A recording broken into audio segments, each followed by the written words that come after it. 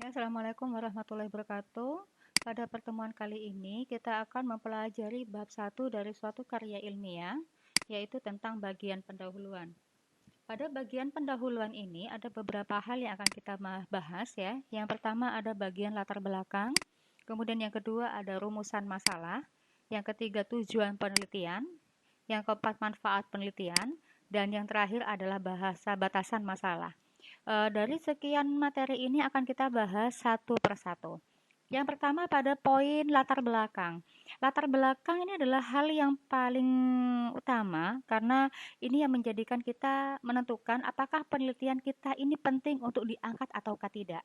Hal-hal apa saja sih yang harus ada dalam latar belakang? Yang pertama adalah gambaran umum terkait judul yang diangkat.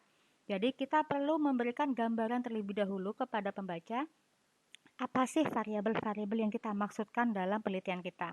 Kemudian yang kedua, keberadaan variabel dilihat dari lokasi penelitian.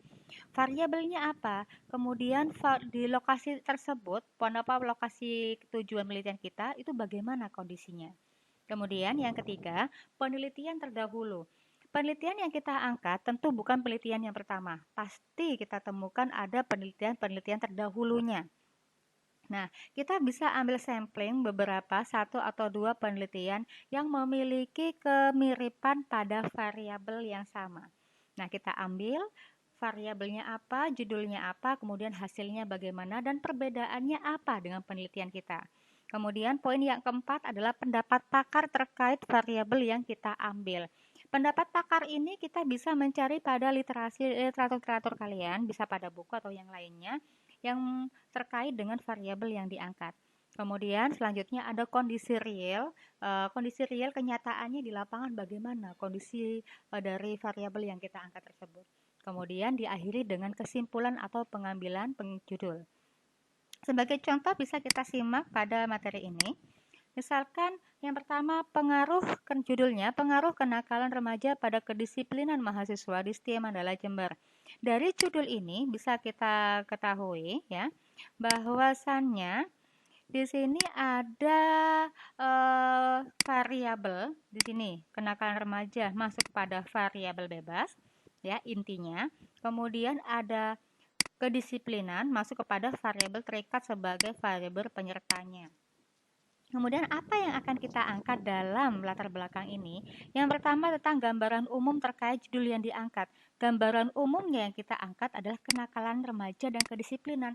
Maka harus kita bahas apa itu kenakalan remaja dan apa itu tentang kedisiplinan secara jelas. Kemudian yang kedua, keberadaan variabel dilihat dari lokasi penelitian. Pertama, lokasinya di mana? Di Setia Mandala. Berarti harus kita jelaskan kenakalan remaja di Setia Mandala itu seperti apa. Kita paparkan, kita ulas setahu kita satu persatu. Kemudian selanjutnya tentang kedisiplinan. Kedisiplinan dikaitkan dengan lokasi juga. Kedisiplinan mahasiswa di Setia Mandala itu bagaimana? Juga akan kita kupas satu persatu. Itu poin yang kedua. Bagaimana dengan poin yang ketiga, penelitian terdahulu yang pernah diangkat? Di sini kita bisa browsing pada Google Scholar ya atau Google Cendekia. Kita cari tentang variabel kenakalan remaja. Oke, kita temukan tentang judulnya. Contoh, misalkan begini. Sebentar ya. Misalkan Ibu contohkan tentang Google Cendekia.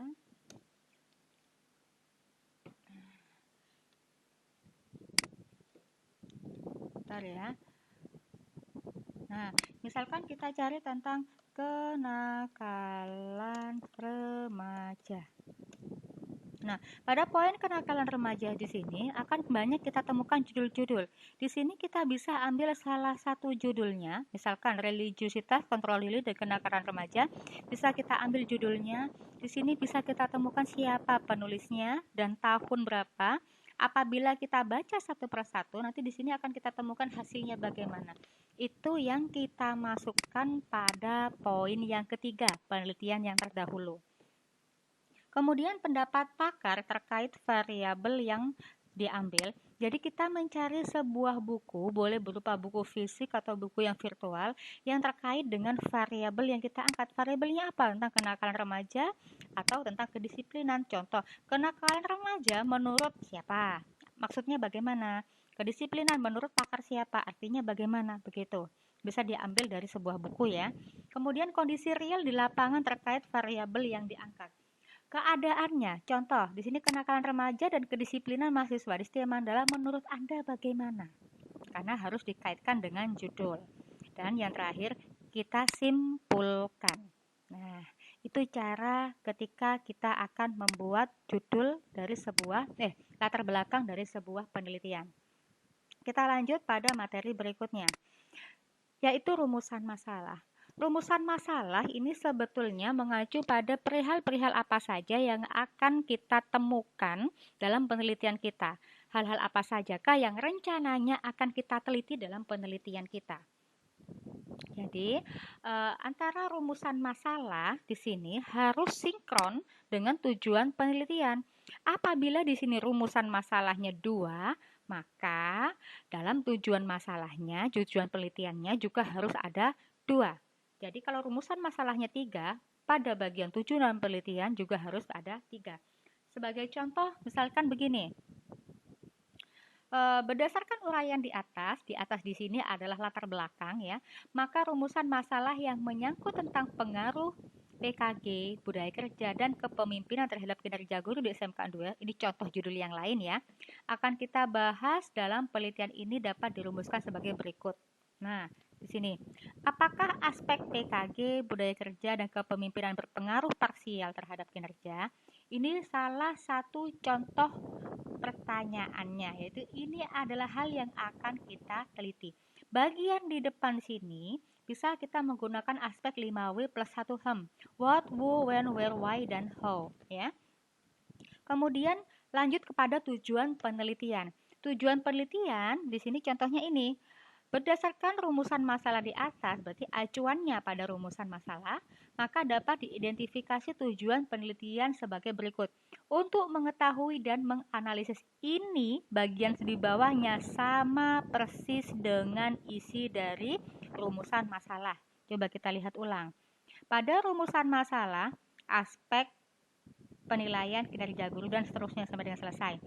Hanya yang berbeda tulisan apakah.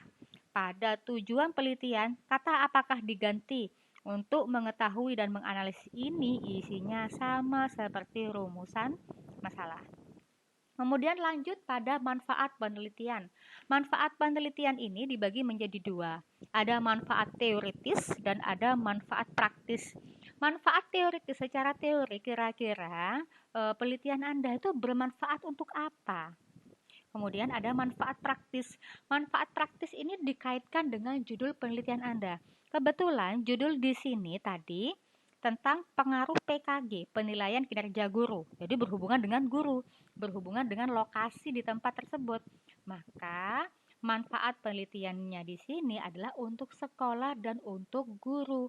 Apakah sama antara manfaat penelitian satu dengan yang lainnya? Tentu saja tidak sama. Apabila judulnya berbeda, pastinya manfaat praktisnya akan berbeda.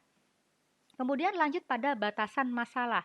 Sebuah penelitian perlu adanya pembatasan masalah karena apabila tidak ada pembatasan masalah, maka waktu yang dibutuhkan untuk penelitian membutuhkan waktu yang sangat lama. Selain itu, juga membutuhkan biaya yang sangat besar. Sebagai contoh di sini, penelitian di sini difokuskan kepada guru di SMKN 2. Apabila judulnya sini saya ibu ganti menjadi di Kabupaten Jember, SMK, sekolah, SM dari STK, SD, SMP, SMK sudah ada berapa puluh, ada berapa ratus, maka penelitiannya harus dilakukan di sekian banyak sekolah tersebut. Maka di sini ibu fokuskan pada lingkungan SMKN 2 Jember. Guru di SMKN 2 Jember, situ ada 100 lebih guru. Maka di antara tersebut masih ada guru PNS dan juga ada guru honorer. Maka pada penelitian ini difokuskan pada guru PNS saja. Kenapa sih kok ada pembatasan masalah seperti ini? Agar penelitiannya lebih fokus yang pertama. Kemudian yang kedua, pengerjaan menelitinya membutuhkan waktu yang lebih cepat. Kemudian selanjutnya lagi, di situ kita membahas tentang budaya kerja. Budaya kerja di sana banyak pakarnya. Kita mengacu pada pakar siapa terlebih dahulu. Mengapa kok begitu? Kita memang harus memilih salah satu karena nanti terkait ketika kita membuat kuesioner. Kita menggunakan kuesioner tersebut mengacu pada statement dari salah satu pakar. Oleh karena itu, kita harus fokuskan terlebih dahulu. Kita menggunakan pendapatnya pakar siapa di setiap masing-masing dari variabel yang kita pilih. Nah, itu dia tadi kita bahasan kita tentang bab 1. Jadi pada bab 1 ini kita mempelajari tentang latar belakang, rumusan masalah, tujuan penelitian, manfaat penelitian, dan batasan masalah.